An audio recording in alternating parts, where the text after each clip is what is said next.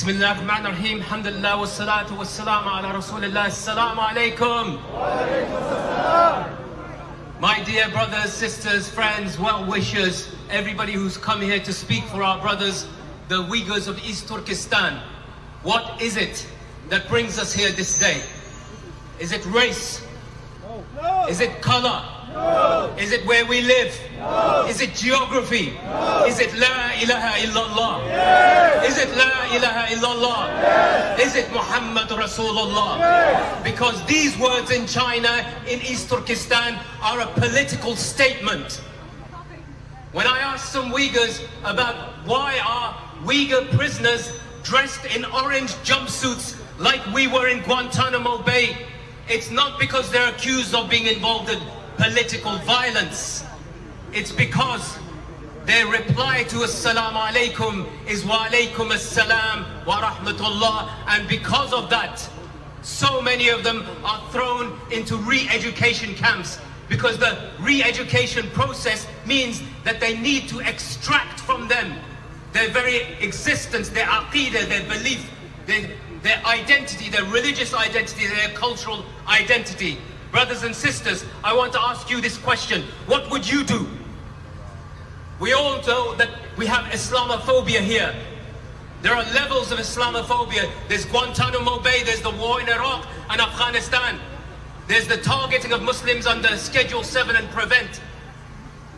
But then there's a completely different level of Islamophobia. The kind of Islamophobia that the Uyghurs, some of whom are here amongst us, would say to me that Wallahi al-Azim, I wish that we had the kind of Islamophobia you have in the West.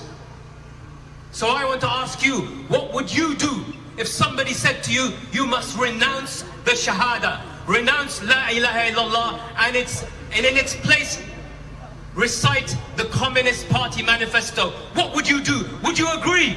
No. What would you do? Would you refuse? Yes. What would you do? What would you say? La ilaha illallah, Muhammad Rasulullah. Those are the words that you would say, you dare you say on your lips. But if you were put to the test, would you say it? If you were put to the test, would you hold on to that faith? Or would you capitulate? Because that is the test that that government of that embassy is putting our brothers and sisters through every day. And so you understand, and for the naysayers who stand amongst us and say this is all a ploy, this is a conspiracy theory against the Chinese, this is all set up by the Americans, here stands a victim and a survivor of America. The worst it can do to tell you this is no conspiracy.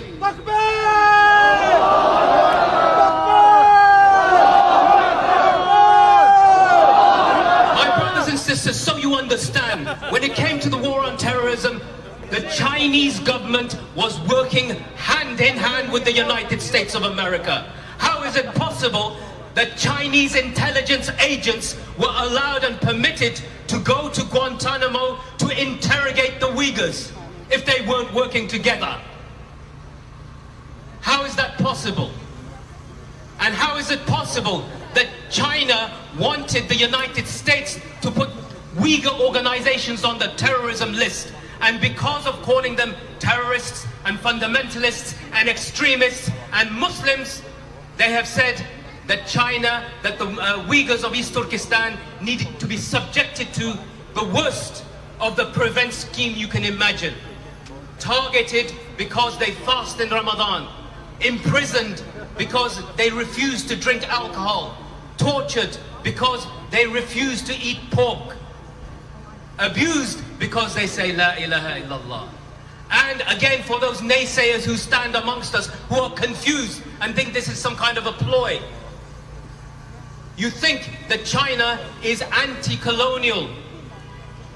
Do you think that the Uyghurs of East Turkestan, their language is Han Chinese?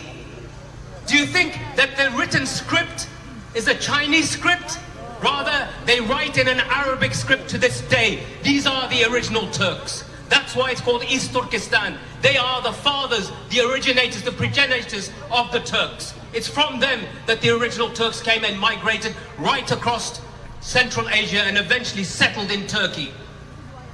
Their language, their custom, their culture is unique and distinct and different from that imposed by the Chinese government. So you understand that the project of the Chinese government has always been a colonial project, an imperialist project. For those anti-imperialists and anti-colonialists amongst us, bear that in mind and bear witness that we stand against China's imperialism and colonialism, and more importantly, their opposition to Islam.